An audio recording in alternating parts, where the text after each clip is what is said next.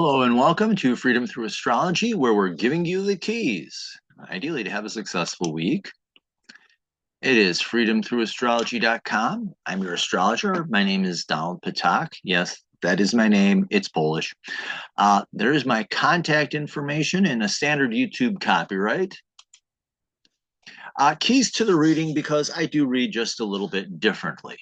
I read what's called constellational astrology, also known as true sidereal astrology. It's astrology by the visible sky. Tropical astrology fixed the signs to seasons way back in Roman era. I'm not alive in ancient Rome. Neither are you. The sky has changed. And not only do the planets move, but the constellations move. The ecliptic moves very slowly, but it does. So I'm reading the astrology by the visible sky. You will hear tropical astrologers saying that the sun is now in Aries. But if you talk to any astronomer, they're going to look at you and say, it's in Pisces still for a while. So astrology by the visible sky, I'm using the natural size of the constellations. There are astrologers who try to make them all the same, 30 degrees. They ain't. Virgo, it's been a day. Sorry. Virgo is huge at about 48.5 degrees. Aries, Cancer, Libra, Scorpio, all of them individually are less than 25. I mean, the constellations are just all over the place, following the designs of Mother Nature, which is a good thing.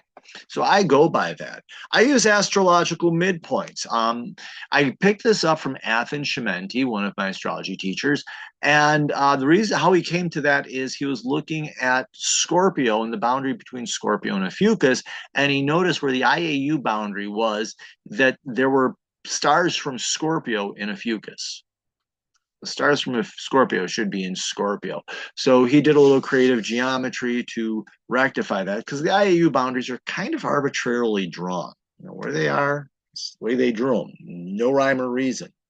And you heard me talk about Ophiuchus, the 13th sign. Yes, if you do astronomy, you will hit Scorpio, and then you've got this gap, and then there's Sagittarius. What's that gap? Ophiuchus, the sign of the wounded healer. Its symbol is of a man holding a snake. A snake in ancient times symbolized knowledge. And since he's got it by the head and the tail, it means controlling or using knowledge, and that's to heal. So he's a symbol of the wounded healer. This is where you're wounded in life so that you can learn to heal. This is the weekly edition. So these are the universal lessons. I'm looking at transiting to transiting planets only. I read evolutionary astrology, which says there are lessons to learn. So this is part of the evolution and your growth as a person through these lessons. And because they're universal, have some compassion on your fellow Earth travelers. The dates are based on the Eastern U.S. time zone. So we do have an eclipse coming up, and where I am, we're only going to see about 2% of it. But our watchers over in Europe are actually going to have closer to a full eclipse, if I'm correct. So my dates and etc. are based on the Eastern U.S. time zone. My transits are within 1 degree. And what software am I using? Capricorn by Prometheus. And these are the weekly transits for March 24th through the 30th. Okay, I have a cat on my lap, and he's trying to figure out how he wants to sit. Poor cat's not the brightest bulb in the bunch. He's nice. He's a good mouser. He's just, I don't know. We have the sun in Pisces still, which is a good thing. You're learning to transcend, see things from a higher perspective, spiritual inspiration, always good. The moon, this is busier than it sounds. We begin in Sagittarius. It goes into Capricorn, Aquarius, and Pisces, and then we end in Aries. However, it does not go into Aries until late Sunday night Eastern time zone. So really, it's Sagittarius through Pisces with an asterisk on Aries. So this moon is actually fairly steady this week, or steadier than it appears. We do have the new moon eclipse in Pisces on Saturday, and that will be a conjunction of the sun, the moon, and the north node. And like I said, here in Eastern USA, when I show you the actual plot for that, you're going to notice the north node is way far away, which is why we're not getting a whole lot. Over in Europe, you would, if you're doing this graph, you would see it a whole lot closer.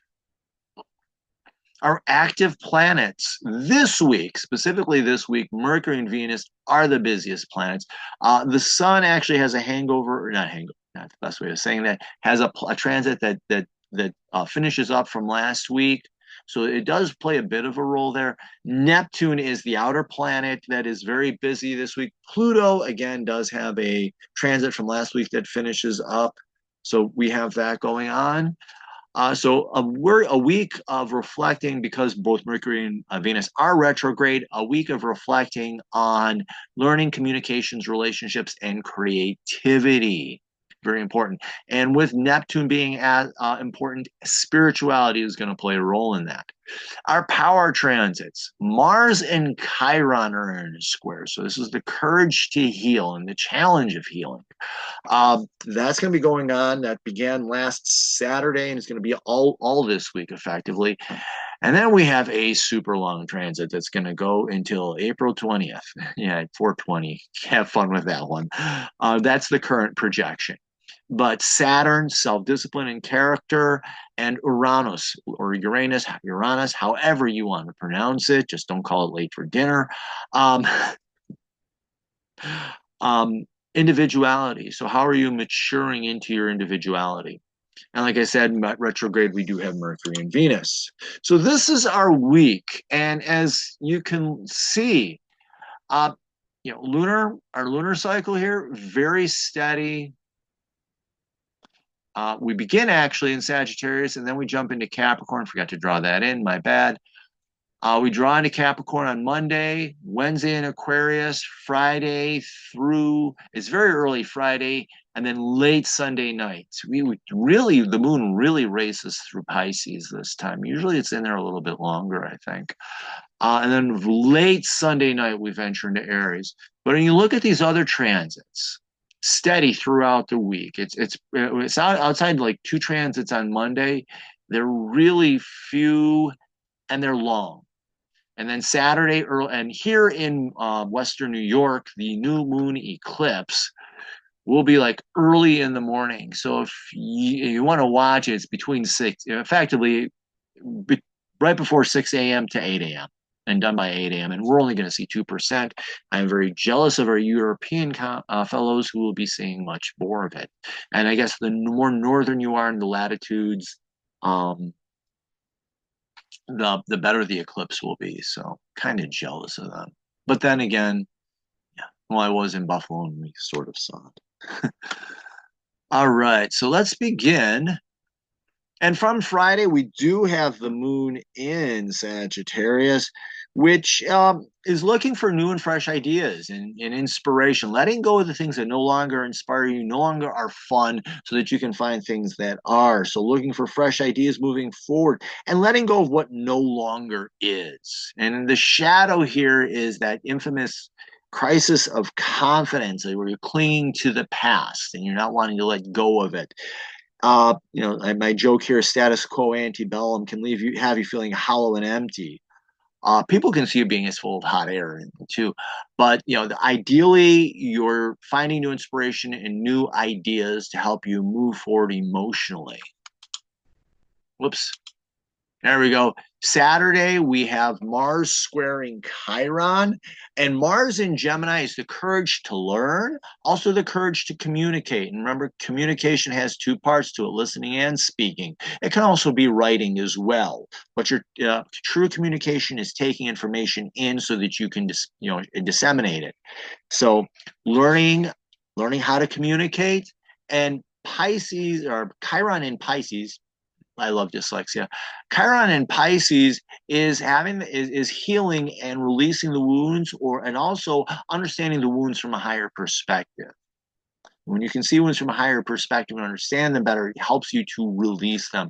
So the challenge here is learning to heal the wound, learning about the wounds so you can heal them and release them. Now, the shadow here, Mars falls into fear. Fear can show up as anger, it can show up as cowardice. And in Gemini is either the know-it-all or why do I have to learn this? Chiron, the shadow of Chiron, is refusing to heal, or in your woundedness, healing others, because misery loves company. And then in Pisces is that fantasy, illusion, and delusion. So refusing to heal, refusing even to admit you're wounded, or if you have wounded others, it wasn't my fault. And the challenge here is that ideally, in the ideal, you're being strengthened. Here, the wounds become crushing. They're crushing, they're devastating, and they leave you. Let me see if I have any other notes, because I think I said everything there. Just deepens the wounds, leaving you isolated and lonely and living a life of lies. Saturday, we also have Saturn, Saturn Day. Hey, on Saturn Day, we have Saturn in Pisces, sextiling Uranus in Taurus. I don't know, I didn't make that joke last week. My bad. Saturn in Pisces, maturing in your spirituality. Taurus, or Uranus in Taurus, I dyslexia love. Uranus in Taurus, Uranus is learning to be an individual, an authentic self, and in Taurus, finding the peace, stability, and strength that comes from that. So as you're maturing in your spirituality, and letting go of things that are not true to you, because this is a releasing sextile, because Saturn, where is my thingy? Saturn is moving towards Uranus.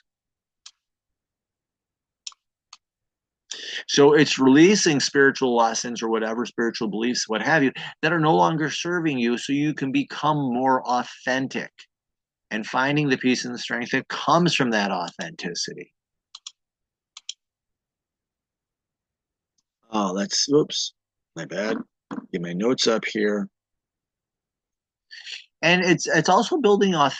Saturn is also about building integrity and character. And when you build your own integrity, your own character, you become more authentic as well. So that's the second part to that. Just there.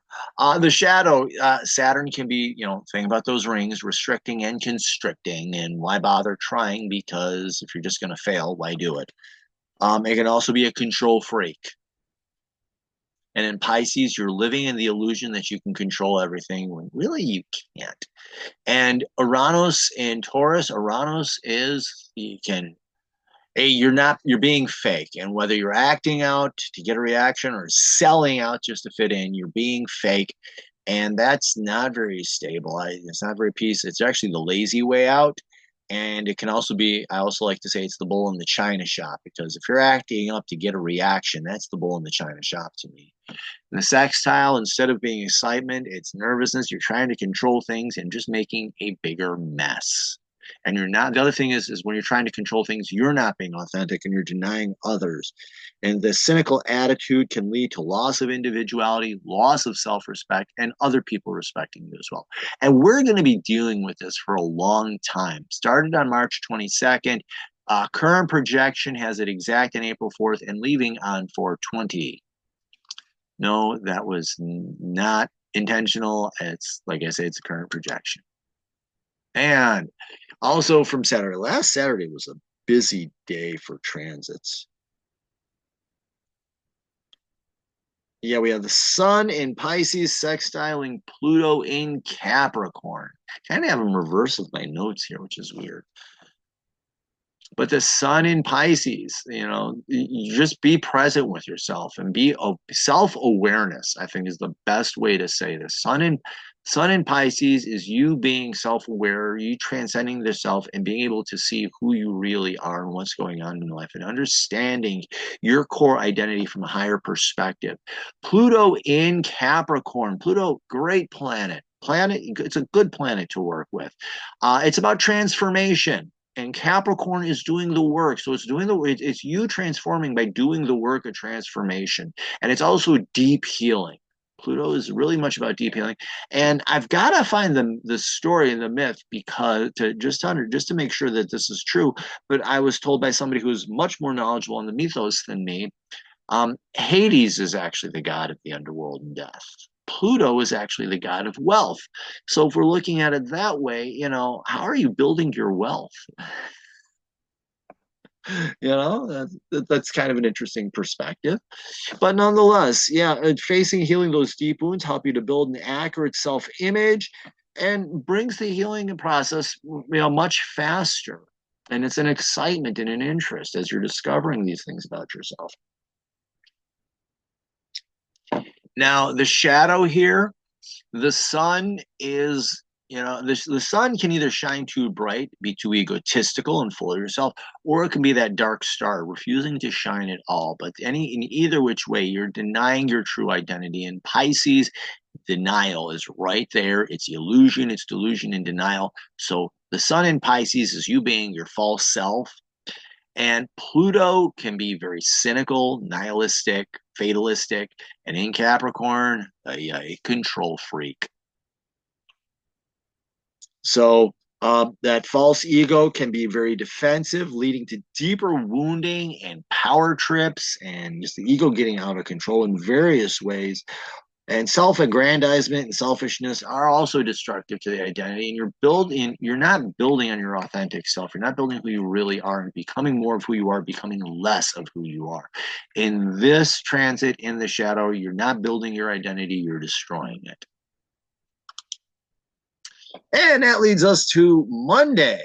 So we do have a couple of transits from last week, and now we're into Monday, where we have the Sun conjunct Mercury retrograde. So Mercury is actually the fast movie here. That's learning and communication, and retrograde is reflecting on that. What are you learning? What are you communicating about yourself? And in the Pisces, it's you seeing the situation from a higher perspective. It's also can include spirituality. So what are you learning about your authentic self from a higher perspective? Okay, hold on a second.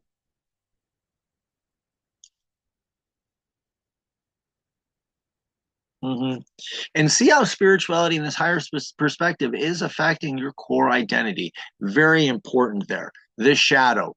Mercury can sabotage learning, either as a know-it-all or refusing to learn. And it's also about communication. So you're either not listening or you're talking well, if you're talking all the time, you're not listening or you're not communicating. On the sun, the false identity. Like I said before, it's either that ego burning too bright or that identity refusing to show itself at all and hiding away, living in illusion and delusion. So are you the shadow here is you're communicating an illusion of yourself, and shutting down learning communication preserves a false identity, and you're living in illusion. You're being fake and everybody else knows it too.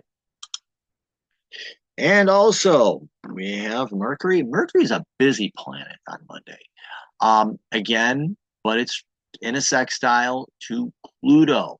So reflecting on the learning and communication and how is that helping you to transform and grow and helping you do the work of growth and transformation. So reflecting, yeah, and there's that. And also, how's that information helping you transform on a deeper level? So this is working on that deep transformation. The shadow here, again, we talked about Mercury shutting down learning and communication and living, and presenting, and my mind just went blank. But yeah, in Pisces, illusion and delusion. And we talked about Pluto being cynical and dark, and in Capricorn being that control freak. So, the shadow here is trying to control and micromanage growth. And it's like, oh, I can't do this until I know this exactly, when growth just happens sometimes. So shutting down learning communication leads to rigid dogmatism and attempts to control what can't be controlled. And this leads to a cynical and self-destructive attitude. That's really a big ick. And also on Monday, we have the moon entering Capricorn. So emotionally, you're up for a challenge, and it's going to be conjunct Pluto. So a lot of transformation. Emotionally, you're ready to change and do the work of changing, and accepting that challenge, and knowing what to let go of. Emotionally, and that's the thing with emotions. The more I step into the moon as the soul, the journey of the soul in a way. It knows what to let go of and when. So, emotional challenges call for self-discipline in order to succeed. So this is learning, and Moon in Capricorn is learning emotional self-discipline. And this doesn't mean being a killjoy. But there are times when it's, I hate to say the Stoics, but there's a time where if you can control your emotional response, it leads to maturity and growth. And that's, I think, the lesson here. The shadow, we know the moon can be moody, or it won't share what's going on inside at all. And in Capricorn, it's a power trip and trying to control and micromanage everything. And this just leads to more isolation and loneliness. Think about that emotional outburst and trying to micromanage that. Remember in school, those teachers that yelled or the bosses that yell? That's Moon and Capricorn type stuff. And look at how it leaves situations. Does that boss have any more respect for that teacher? No, we usually have negative remembrances of those people. And Tuesday, we have Venus conjunct Neptune. Venus retrograde is reflecting on your relationships and creativity. And it's triggering spirituality. So how are your relationships helping you in your spiritual growth? How is your creativity inspiring your spiritual growth? Or how is your spirituality affecting your relationships and creativity as well? I always like to bring that up just as a different way of looking at things, and how it's helping you to grow in that. And are you being present? And in Pisces, are you learning to be present? And how are you seeing things from different perspectives? And seeing the relationships from a higher perspective, from a different perspective, can actually be useful and help you understand them better and understand different ways of working with them. And the shadow of Venus is, the lazy, slick, manipulative. We all know those people. And sometimes it's very obvious with the manipulative people, and sometimes it's not so obvious. I work with kids who play the helpless victim, and they're just as bad of a manipulator as others, So, Neptune is living in delusions, and on top of it being in Pisces, it's just amplified. So being manipulative, deceptive, distorts and dissolves relationships. It can also reduce your creative insights. The other lesson of Neptune in Pisces is just don't do anything, sit there. So are you able to be present in your relationships? Think about that. And not being present, when you're not being present with your relationships, how does that hurt them? And on Wednesday, we have the moon entering Aquarius, emotional independence and freedom. You just need to feel what you're feeling because you can feel it. And embrace emotional freedom. Situations, you may be in situations which you feel one way and everybody else is saying you should feel a different way. Just feel what you feel. And the shadow is acting out or selling out. Acting out just to get acting out just to get a reaction for people, or selling out trying to fit in, is you being fake. And everybody knows it, especially you. But yeah, it's fake, it's distorting, and it's keeping you from being real with people. And on Thursday, we do have transits going on, but no new transits. So work with what's going on. Remember to take a breath. Remember to exhale. Repeat. On Friday, we do have the moon entering the Pisces traffic jam. And I do mean traffic jam. If I didn't have my little marks in there, you would see right about here is, hold on a second. Yeah, we got the traffic jam. Okay, right there is Saturn. Right here is the North Node. Then we have Venus. Then we have Neptune. Then we have Mercury. So the moon is actually, the glyph is down here, but if I did this in the actual on the actual day, you would see the traffic jam, but next to the moon, you would see 0 degrees Pisces. And you're learning to emotionally transcend situations and rise above them, see them from a higher level, see them from a different level, different perspective, and finding the inspiration within them.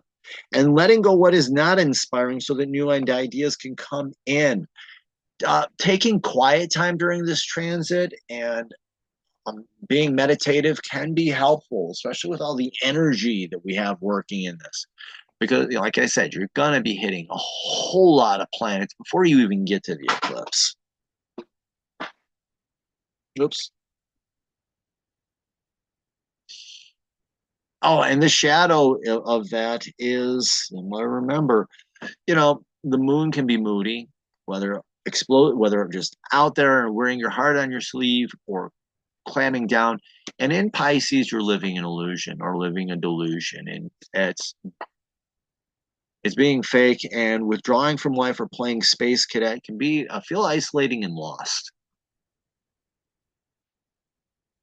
Okay, that's not a good place to be. The joy of my life, cats. And oops. Also on Friday, we have Mercury retrograde conjunct Neptune in Pisces. We talked about Mercury retrograde, reflecting on learning and communication. Conjunct Pisces, learning to be present and also your spirituality. So how are you receiving those spiritual insights? And are you working with them? Are you learning from them? Are you communicating spiritual insights? What are you learning about your spirituality? And I'm not talking about religion here. I'm talking about your personal contact with the divine, however you see it and worship with or work with it, worship it, work with it, etc. So that reflect in spiritual insights and how it helps. And this can result in, and are you experiencing paradigm shifts? I had a friend do he found this very interesting. He looked at all the different names of the Lord through the through the Tanakh, which is the Jewish Testament or the Jewish Holy Book. And he's like, when you understand, when he went in and you understand what all those different words meant, but from the Jewish point of view and using the Hebrew to translate them, he said it was a big paradigm shift for him because it helped him understand his personal faith in a deeper way. So that's an example of what can happen here. Now the shadow, Mercury can be a know-it-all or refusing to learn at all. And in Pisces and Neptune and Pisces can get lost in illusion and delusion. My favorite synonyms for Neptune. Okay, she just knocked down one thing. Okay, hold on a second.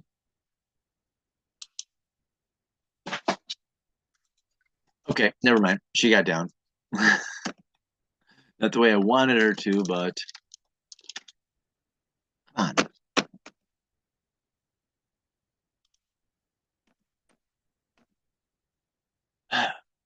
Mercury retrograde conjunct Neptune in Pisces. We talked about the healthy. What are you learning about spirituality and how are you communicating it? How are you sharing it? Are you learning and are you sharing that information? In the shadow, getting lost or an idle daydreaming can shut down mental growth and also being mentally rigid and dogmatic. Normally we associate that with like Saturn or with Pluto, but Mercury can be very dogmatic in what it believes, what thinks it knows. Can shut down the ability to see information from different perspectives. And on Sunday, this is the new moon eclipse in Pisces, and this is the way it will look in Western New York. And I'm sure in the northern latitudes, the north node here will be much closer to the sun and moon. That's why you'll have the fuller eclipse. But we do have that new moon eclipse and this is a conjunction of the sun, your core identity, moon, your soul and emotional self, and the north node, your intention in this life. So expect inspiration on the higher purpose of your life. Knowing it can help with your identity and your expression of it. And it can be healing. This can be a moment of deep healing for you, especially as you're seeing things and understanding them from a higher perspective. The shadow the sun is that ego that's either out of control or the star that refuses to sign. The moon is moody, whether it's explosive moodiness or it's clamped down and not sharing. And the north node is ignoring purpose. So slipping into fantasy or ignorance can create a false personality that is obsessed with self-care, nurturing, and as identity is lost, so is purpose. So as you get lost in this maze of who you are not, your purpose goes away too, and you can be alienated from it. And on Sunday, Venus in Pisces opposite the South Node in Virgo. So Venus in Pisces, we're reflecting on our relationships and seeing them from a different perspective. And the South Node in Virgo, South Node is past practices, awareness of the past and how you used to behave, the person you used to be, etc. And in Virgo, the ideal is to be improvement. In the shadow, it's about perfectionism and trying to control things, etc. And just over planning things in a way. So, sorry about that. But reliving the past and trying to control situations, specifically relationships, it's a power struggle that leads you nowhere. No, I don't want you knocking things all over the place there, ghost. The bane of my existence, cats. But this is a power struggle between your ability to being in relationships and trying to control them, micromanage them, and make things perfect, when the only thing you can do is how can you improve them step by step? What's good enough? So reflect on old practices and habits of stop relationships and creativity from growing. And being aware of that. Reliving the past, trying to control situations, can result in their loss, because nobody likes being told what to do. Let's be honest there. And it can also leave you stuck in a rut.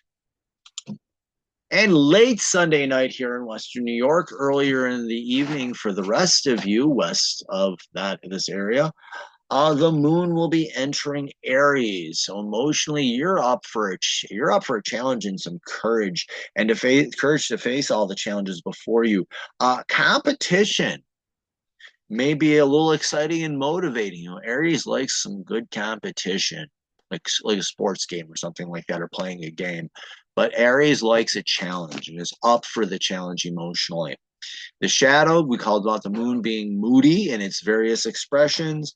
And Aries, the shadow of Aries is fear. That can come out as anger. It can come out as cowardice. But slipping into fear can slipping into fear destroys or ruins your ability to face what's before you. And wow, I just ripped a hole in my cuff. Slipping into fear ruins your ability to face the challenges before you and leaves you in a bad situation emotionally. So there's our week in a nutshell. You follow me on Facebook, Instagram, and YouTube. Ghost, what's the matter? When he cries like that, I know there's something wrong. I just haven't figured it out yet. Facebook, follow me on Facebook, Instagram, and YouTube. These people are making billions of dollars off your data. There's also Digital Soul Space, where I am one of the few astrologers on there. And your data is yours, owned and controlled by the mighty networks. Their goal is to keep your data private. And not only is there astrology on there, if you're into oracle cards, tarot, crystals, or different alternative spiritual practices, it's all there. And we have a great, I don't say management team. I don't think it's management really, but we have a great leadership team who works to keep it as a troll-free zone. So there's that. And it's free as well. They do ask for donations periodically. That's voluntary. Just gonna hit the website real quick, upper right-hand corner. Subscribe to my newsletter. It comes out once a week. You get the information about these transits and everything first. I do offer readings. Scroll down. I do the birth chart. I can do a past life or a karmic reading that can help you understand why these patterns are happening to you and how you can release them. Quick Pick makes them all one reading. That's the first set of keys. My second set of keys is the horoscopes, and I offer different horoscopes yearly, quarterly, monthly. And then I have packages that combine these into different, different packages that have readings combined, and they have a, yeah, it's going to cost more, but there's also a 10% discount built right in. So we do have that for you. I said subscribe to the newsletter. If you're interested in readings, the birth chart, karmic, or any of the horoscopes, order those under services. If you have a question and you have an astrology question and you want me just to talk with you live one-on-one, you can do it under scheduling. And you can pick your day and time when I'm available and I'll answer to you. And I do what I call digital office hours. If you put it in under services, I'll get to you as soon as possible. So if you want to say, hey, I need to talk to you on this day at this time, because that's what works on your schedule, great. But if you're available 7 to 10 p.m. Eastern time, click on services. The minute I get it, I'll do my best to get you an answer as soon as possible, and we'll talk live by Zoom. If you click on blog, what you will see, excuse me, I take some of these transits and do a more deep dive and do a little bit better understanding of them. And I've been working on trying to post a daily horoscope. Still getting into routine and how I want to do it and develop it. But I've been pretty good so far. I'm missing a day here and there. But there you go. Go back here. So do follow me on social media in the digital soul space. Like, follow, share, sign up for the newsletter. Thank you very much for watching the video. I do appreciate it, and I do appreciate the comments and feedback that people have given me. I'm working on making this better. Remember, in the visible sky, your life changes. Thank you very much, and have the best week possible.